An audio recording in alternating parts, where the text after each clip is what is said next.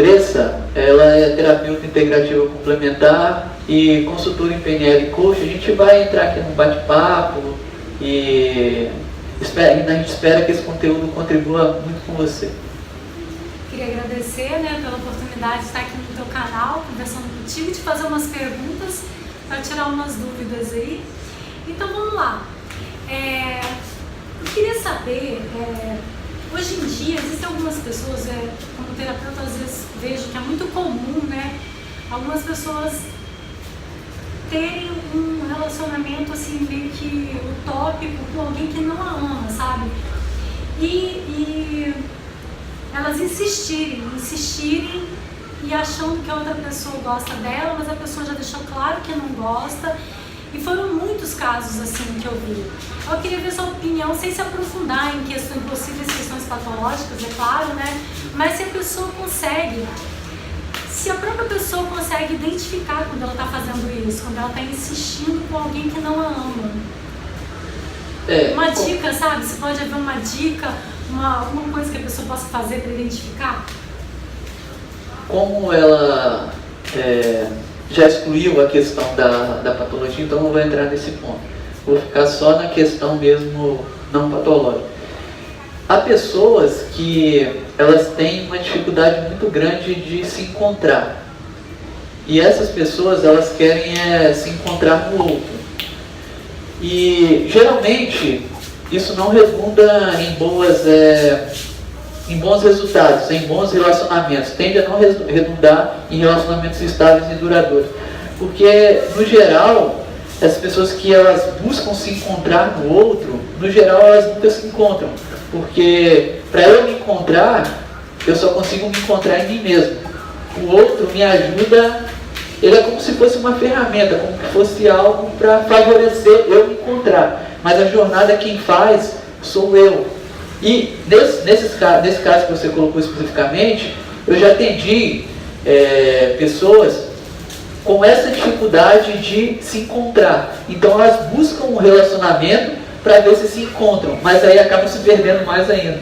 Porque é impossível, pelo menos baseado na minha prática clínica, o que eu já tenho estudado há alguns anos sobre essa questão de relacionamento amoroso, é praticamente impossível eu me encontrar no outro.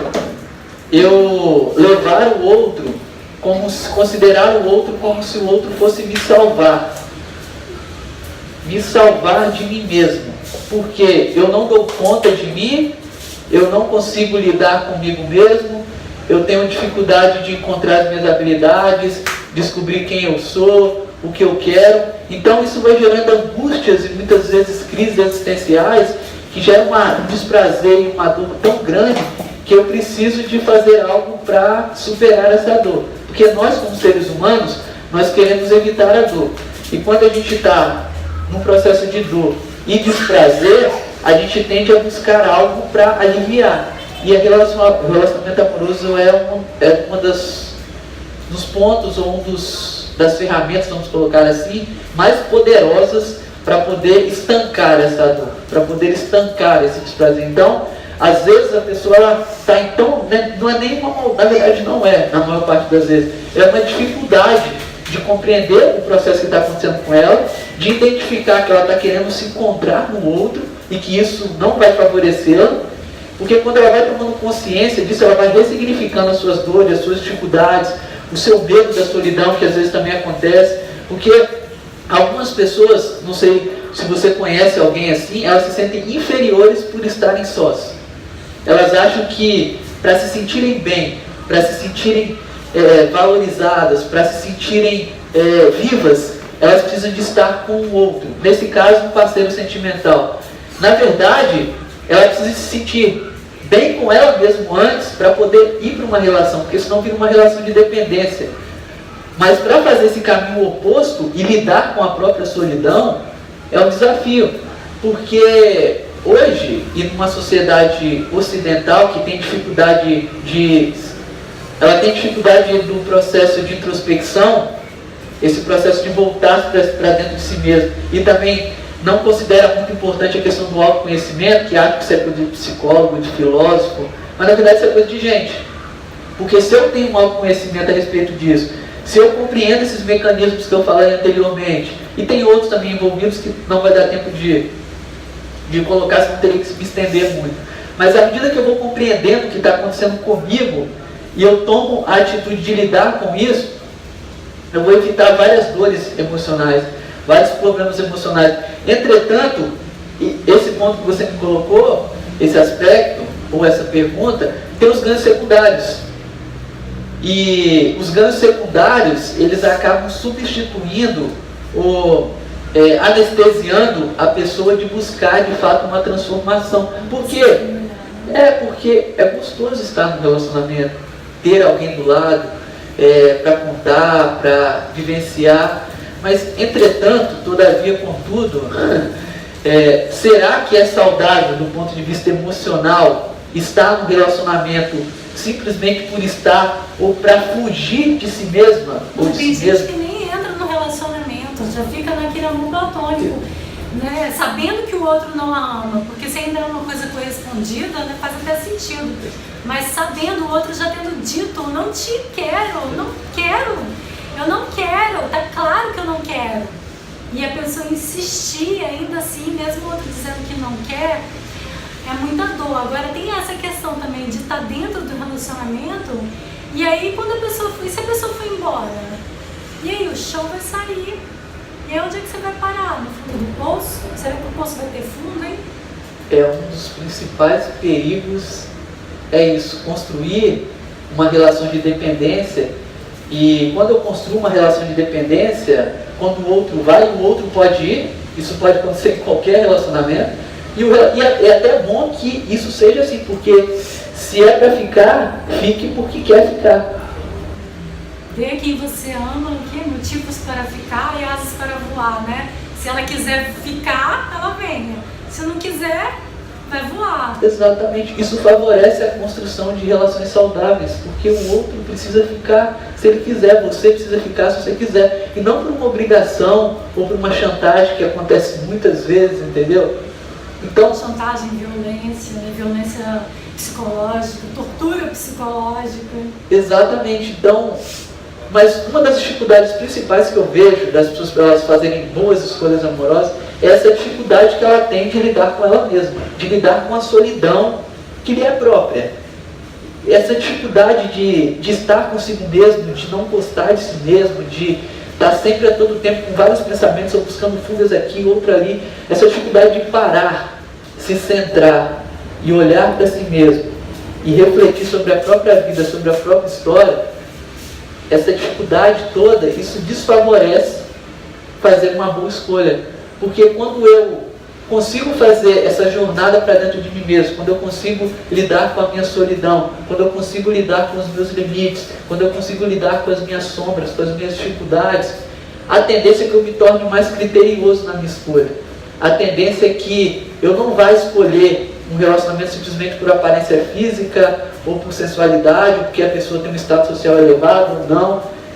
Ou simplesmente para sair da solidão, primeira pessoa que aparece, né? Exatamente. Então, tem gente que é assim, a primeira pessoa que aparece, né, já... Ou os primeiros, né, aparecem várias pessoas e aí vai, né, sem critério, né? E eu falo que é muito importante isso, que você, uma pessoa, se envolver com uma pessoa é uma coisa muito importante, porque seja lá o nível de relacionamento, porque você vai estar mexendo com o sentimento de duas pessoas. Sem contar a questão bioenergética, né? Você está trocando energia com outra pessoa. E eu não vou entrar nessa questão que é já mais de terapia holística, que é um ponto mais polêmico, né? Mas é muito sério isso. Então, mas existem pessoas que estão nesse ganho secundário aí, né? Tem cada um no seu modelo, né?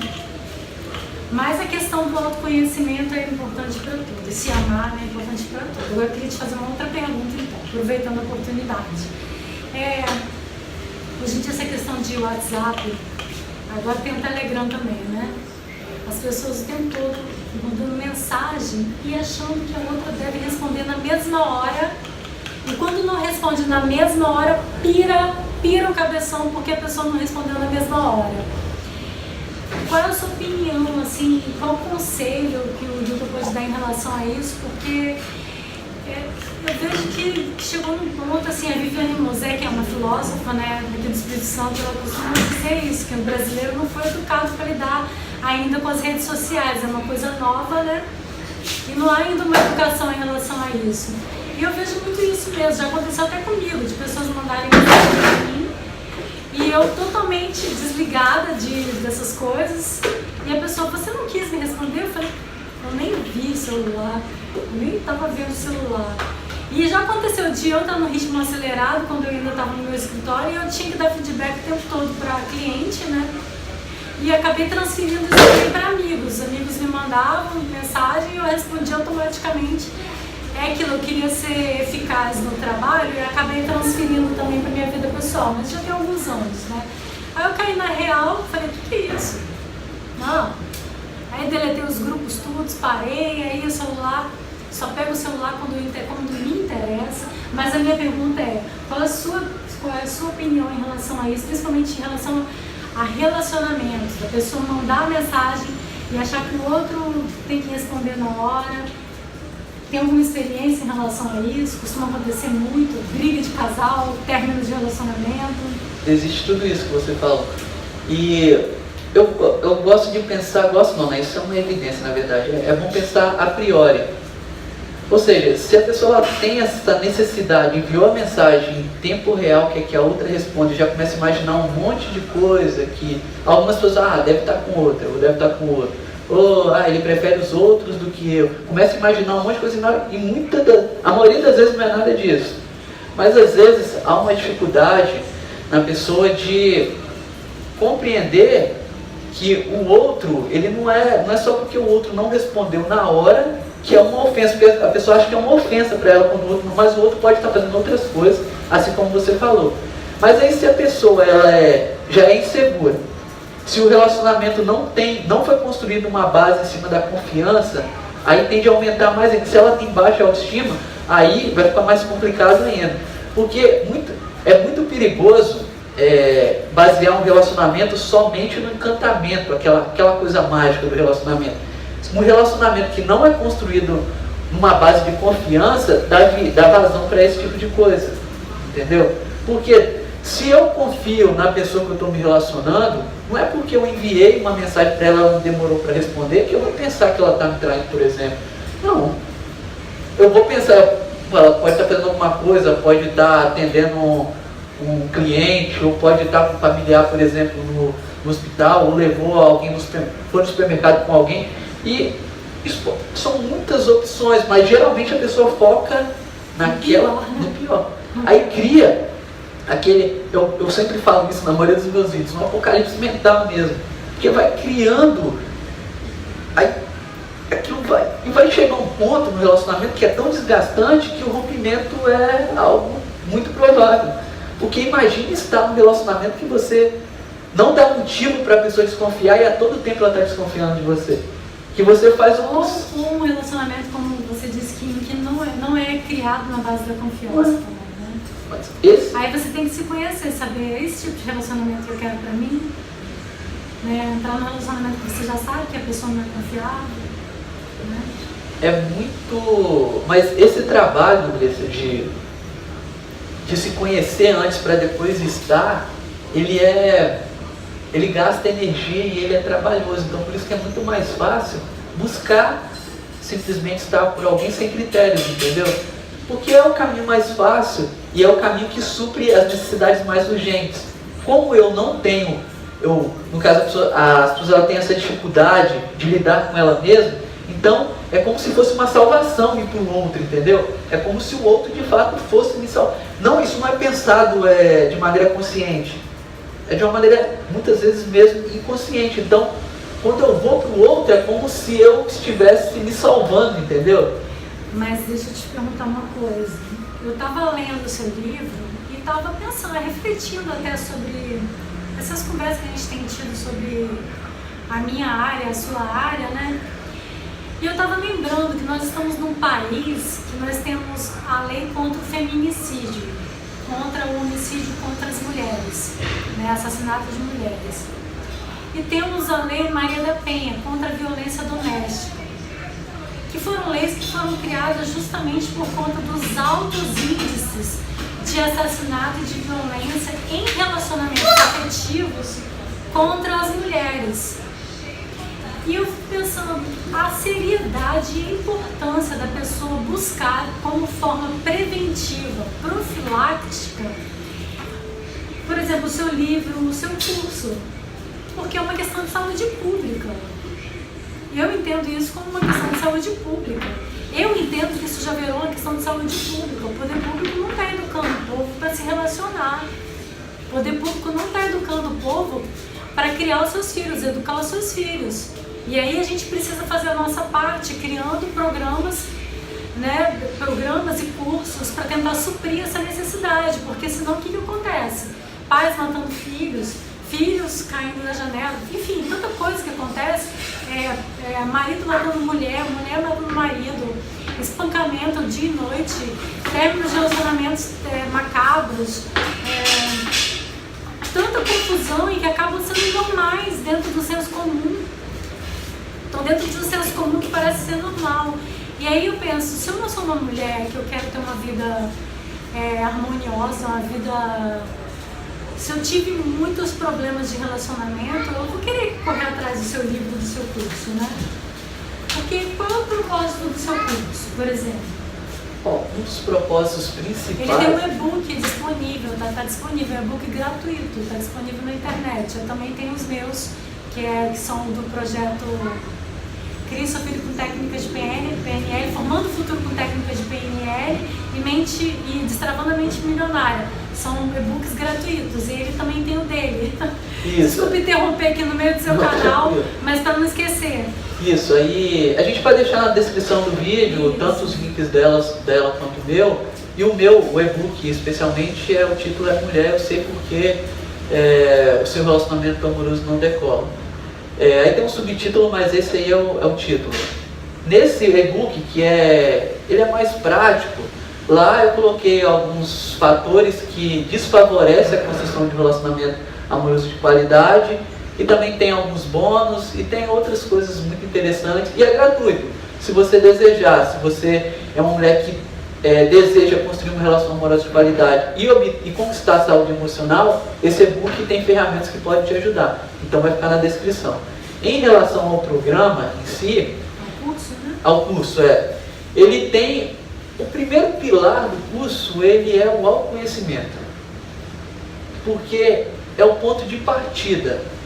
E um dos pontos que eu coloco nos módulos é que a pessoa, no caso a mulher especificamente, ela tem que aprender a dar conta dela mesma. Não buscar uma relação para a relação dar conta daquilo que ela não consegue dar. Porque isso como que eu posso te dizer, entrar em uma selva onde que tem vários animais selvagens e sem arma nenhuma. Entrar no relacionamento sem um processo de autoconhecimento e sem aprender a estar bem consigo mesma e lidar consigo mesma, eu não estou falando de perfeição, eu estou falando de saúde, eu estou falando de ampliação de consciência, e estou falando de refletir sobre a própria história, sobre a própria vida, de fato se tornar presente e de compreender. Com as várias ferramentas de psicologia e também para quem já está dentro de um relacionamento. Isso, exatamente. É tanto para quem não está, quanto para quem já está. Quem não está, vai ser ainda melhor, mas para os dois públicos, tanto para quem não está, para quem está no relacionamento, vai ser muito favorável. Mas quem não está vai ter a oportunidade de escolher melhor. Porque vai começar a ver o relacionamento de uma outra forma.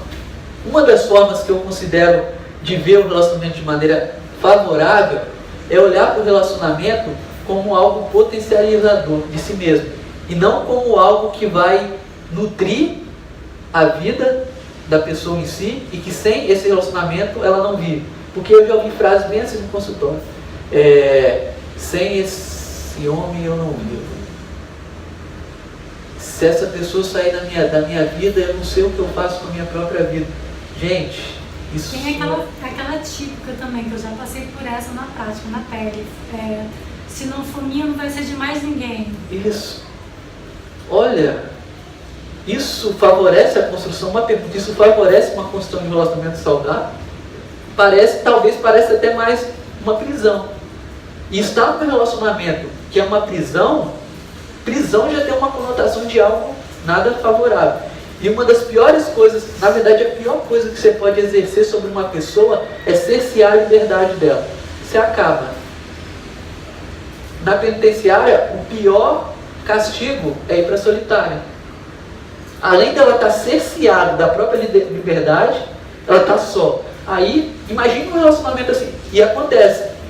Relacionamentos que você... É tortura psicológica. Exatamente. Que você está sem a sua liberdade e está só, mesmo estando com alguém. É totalmente possível isso acontecer. E não são poucos. Não estou querendo assustar, mas ela já falou aqui anteriormente dessas questões, desses relacionamentos mais abusivos, dessas questões. Isso acontece com frequência. E um dos motivos pelos quais isso acontece é uma falta de reflexão sobre si mesma e sobre o valor que a própria pessoa, que essa pessoa que quer se relacionar tem. Porque à medida que eu aprendo a dar conta de mim mesmo, à medida que eu consigo me compreender um pouco melhor, à medida que eu começo a escolher critérios para escolher alguém, uma pergunta interessante antes de entrar no relacionamento: que tipo de relacionamento eu quero? Eu quero um relacionamento, eu costumo falar, isso no curso está bem descrito, relacionamento Nutella, relacionamento raiz ou relacionamento contemporâneo. Vou descrever de maneira breve. O relacionamento contemporâneo, que a gente já conhece, é aquele baseado muitas vezes na dependência, na obsessão, na submissão, e que o outro vai me completar. Essa é a perspectiva. O relacionamento Nutella, que eu costumo dizer, é aquele relacionamento mais superficial, que a pessoa está solteira e ela busca relacionamentos superficiais e baseados mais na emoção para suprir necessidades emocionais e físicas. Não tem nada de errado com isso, cada um pode fazer a escolha que deseja. E o outro ponto, que é esse aí que eu atuo para ajudar os meus clientes, é o relacionamento raiz. E a base principal, na verdade as duas, é maturidade e individualidade bem estabelecida.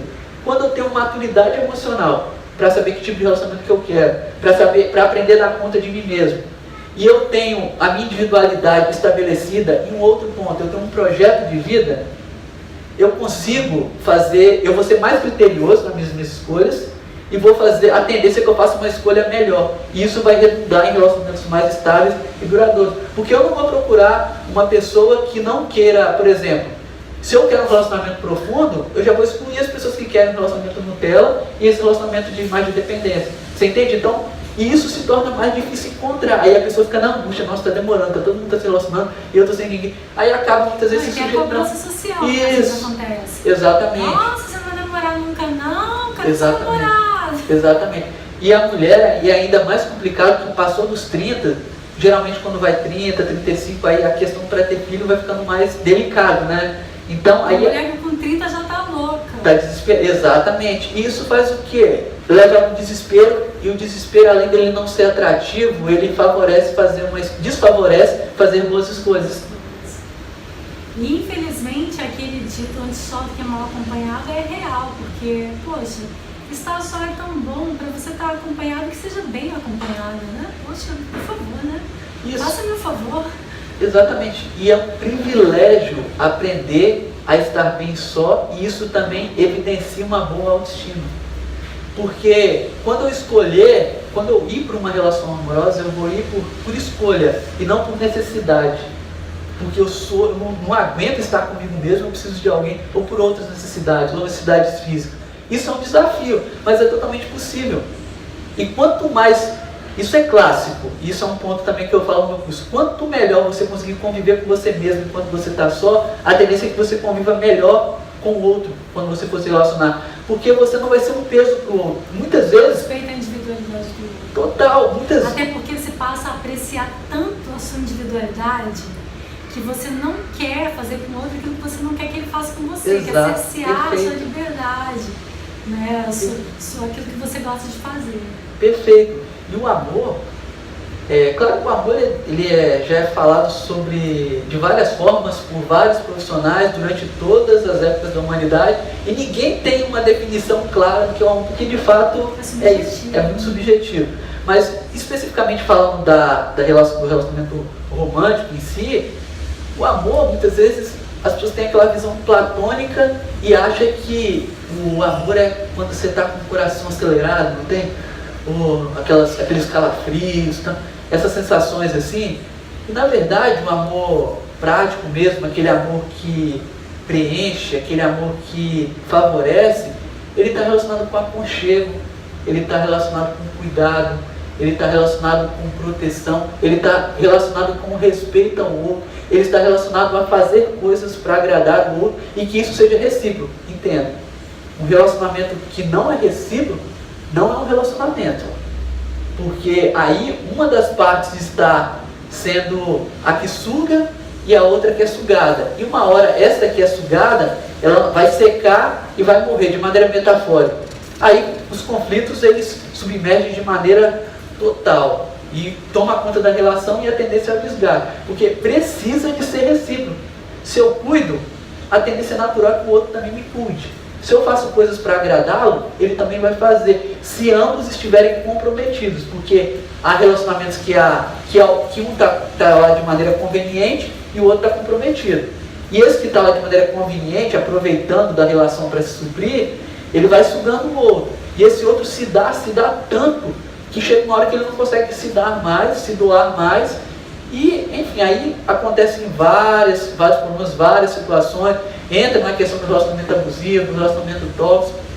Então, quando eu consigo fazer esse ponto, voltando ao início da questão, quando eu consigo fazer esse mergulho para dentro de mim mesmo, eu me protejo de fazer más escolhas. Mas entenda, a gente não está falando aqui de 100% de certeza, porque ninguém tem garantia 100% de nada na vida. E no relacionamento não é diferente. Entretanto, quando você faz esse processo, a tendência de você fazer uma escolha, uma boa escolha, ela aumenta de maneira estratosférica, entendeu? E de ter relacionamentos saudáveis. Exato. Também, né? E a pessoa não vai se sujeitar a estar num relacionamento nocivo quando ela tem essa clareza, entendeu? Porque ela não vai buscar um relacionamento para simplesmente não, né? Com a perspectiva de que eu vou buscar o outro para fugir de mim mesmo ou para me completar. Não, o relacionamento ele é bom para se potencializar e para se transbordar, entendeu? Isso é favorável quando duas pessoas inteiras se juntam. Aí é bacana. Agora, quando duas metades se juntam, que é a perspectiva de relacionamento de 50, 100 anos atrás, mas era outra época, era outro momento. A demodê, a gente não sabia, né, das coisas, não tinha tanta informação. Hoje em dia a gente tem informação, né? Total.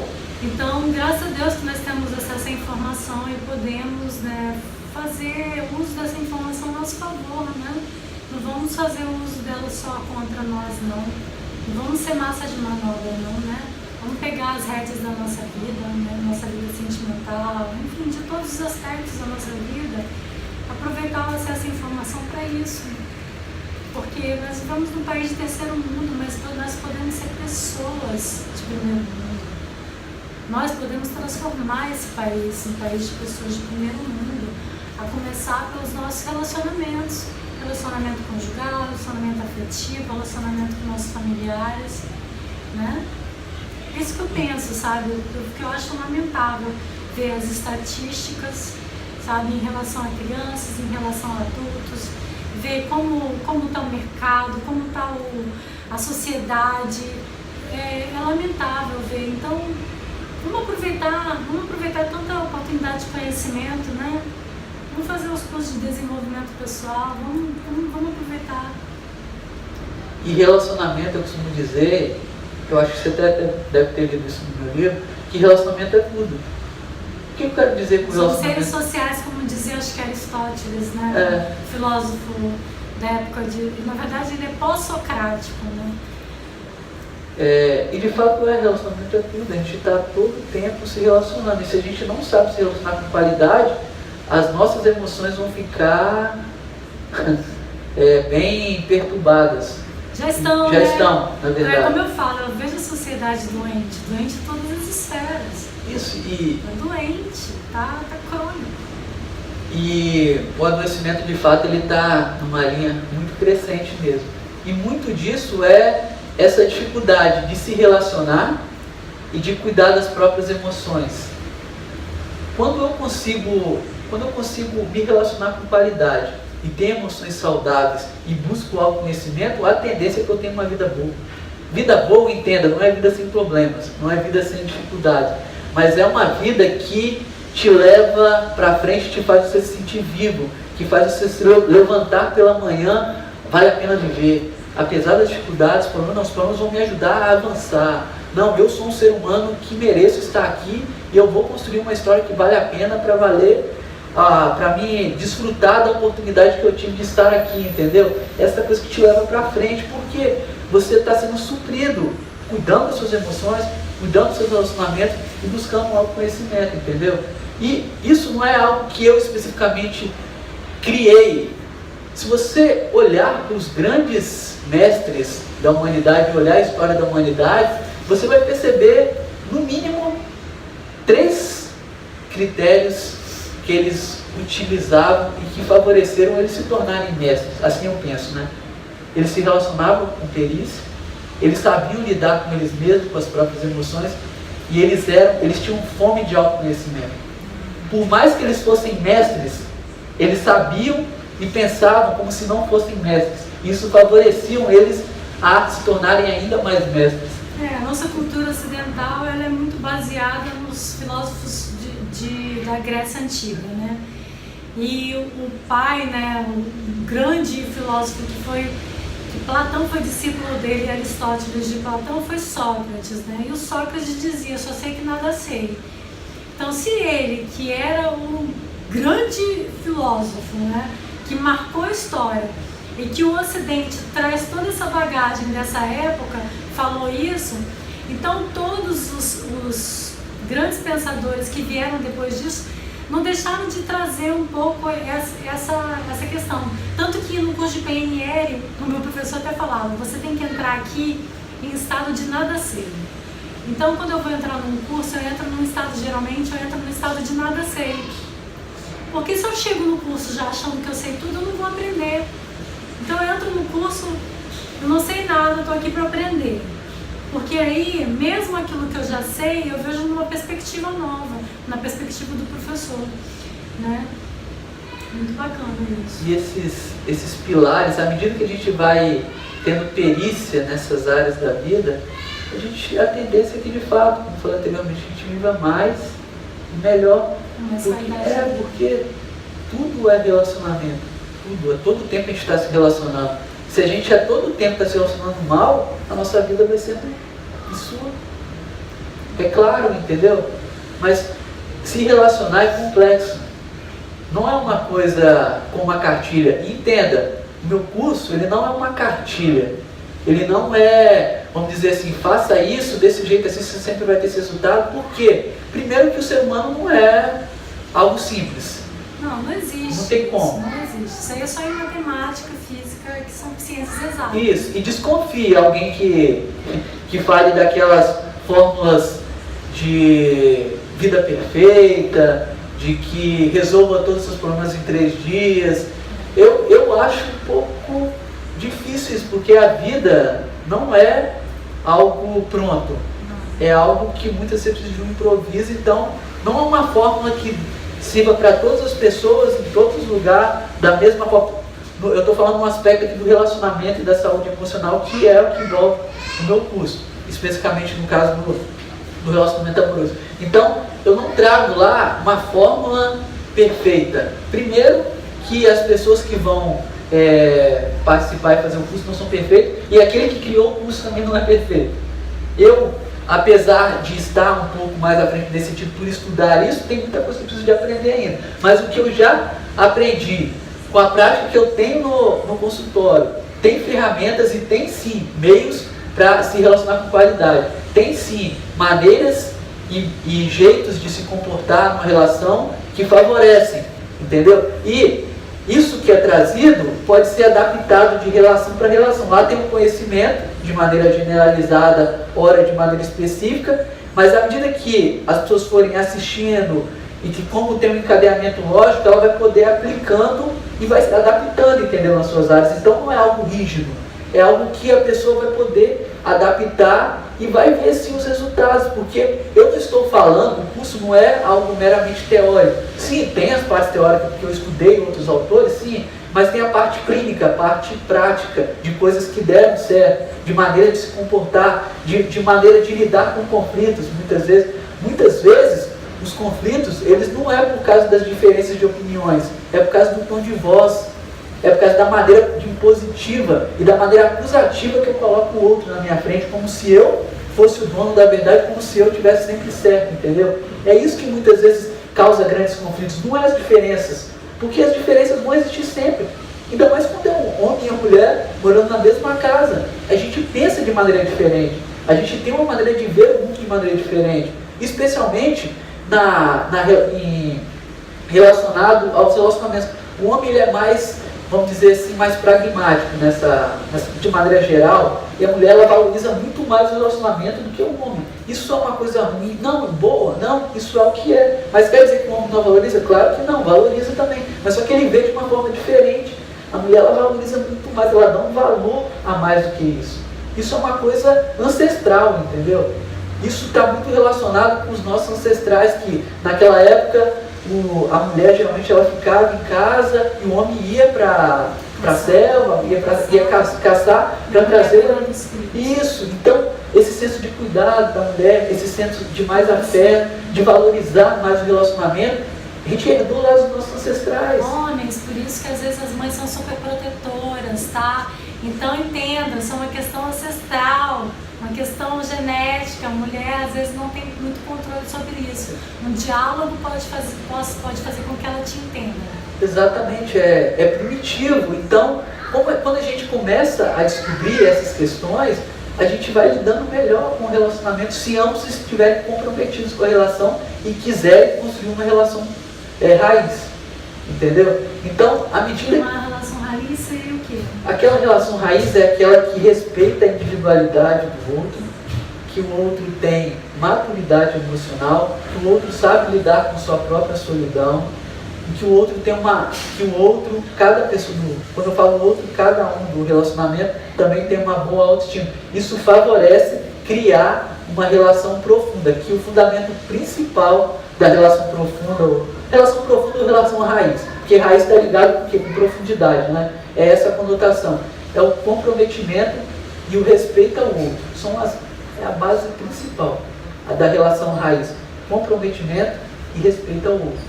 Que isso vai sendo desenvolvido à medida que eu consigo desenvolver esses outros aspectos, que eu tenho uma boa autoestima. E o outro aspecto também que eu esqueci de citar, que eu tenho um projeto de vida, por mais que os dois estejam juntos, eles podem ter projetos de vidas distintos e eles podem se ajudar. Não precisa, porque muitas vezes alguns relacionamentos eles tendem a anular um em benefício do outro. Isso também não é favorável, porque ninguém quer ser anulado.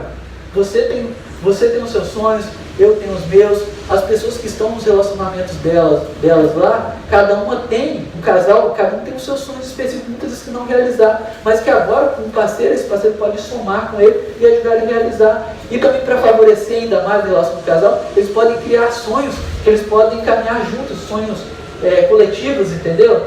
Então, mas sempre tendo em mente que a relação amorosa ela não é uma simbiose, ela não é algo que eu vou me juntar com outro e vou ficar lá, não.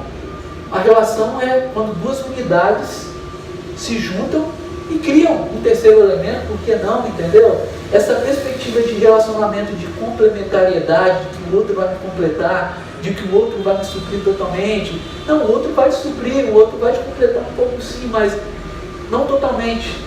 A ideia tem que ser, deveria ser, porque aqui eu não quero trazer uma verdade absoluta, mas eu estou te trazendo de evidências, de práticas mesmo, e de estudar grandes teóricos. Um deles faleceu infelizmente, o Dr. Flávio Gicovati, que ele estudou essa questão do âmbito da relação amorosa durante 40 anos, o que ele tinha de vida, ou na verdade o que ele tinha de experiência, eu não tenho de vida ainda. Então, eu costumo dizer que eu bebo muito da fonte dele, porque ele de fato, ele estudou, atendeu, então ele conheceu muito os meandros, os princípios, os aspectos que favorecem, que desfavorecem a relação, entendeu? Então, ele traz essa questão clássica que a individualidade é a cura, vamos dizer assim, é o remédio em relação a essa perspectiva de entrar numa relação para se complementar. Não. Sabe que eu acho legal é que as pessoas às vezes falam, até externam isso, até nas redes sociais às vezes, né? Frases feitas, né? Você vê nas redes sociais, às vezes, uma pessoa que tem uma vida totalmente diferente do que está escrito nas frases feitas que ela coloca lá, né? Várias frases feitas, às vezes frases feitas assim também. Você tem que se amar, para depois amar o outro, blá, blá. Mas o legal é que os seus vídeos, o seu curso, eles mostram de uma forma assim, progressiva, como uma mulher, como uma pessoa pode adquirir um autoconhecimento, compreender o que ela quer de uma relação, como seria uma relação saudável, o que fazer para ter essa relação saudável. Então eu acho muito bacana, e importante investir nesse tipo de conhecimento. E tem as partes práticas também do curso que eu sugiro uns exercícios, né? E eu fiz alguns, costumo dizer não mapa mental, mas esquemas, que, por exemplo, se eu quero, antes de entrar no relacionamento, você pode se perguntar que tipo de relacionamento que eu quero, quais as características, por exemplo, da pessoa que eu quero me relacionar, ela precisa de ter. Você entende? Então você vai criando um mapa que vai favorecer você fazer depois uma boa escolha. Entendeu? Então tem as questões práticas também. Tem as questões de que você não vai entrar numa relação simplesmente, vou entrar por entrar, ou como um aventureiro. Não, tem ferramentas que favorecem você fazer uma boa escolha, entendeu? De você escrever, colocar no papel, de maneira prática, ó, esse tipo de parceiro aqui, eu não quero não. Esse tipo de relação aqui, eu não quero não. De autoconhecimento. Porque há um coach que fala, na verdade é o coach dos coaches que eles falam, que é o Tony Robbins, clareza é poder. Onde que está o meu foco, flui a minha energia. Então se eu foco, eu quero um relacionamento raiz, eu quero esse tipo de parceiro com as características. Então a minha energia vai ser canalizada para ali e isso vai favorecer eu fazer uma escolha com esse foco e tudo que não for relacionado com isso, eu excluo. Entendeu? Poxa, eu queria agradecer pelo seu convite, estar aqui no seu canal, e agradecer a vocês que nos assistiram. Então até o próximo vídeo, né? Até o próximo vídeo. Muito obrigado pela oportunidade. É sempre um prazer estar com você, Andressa. Gratidão. Muito obrigado por quem acompanhou. Até o próximo vídeo. Um forte abraço e que você tenha ótimos relacionamentos.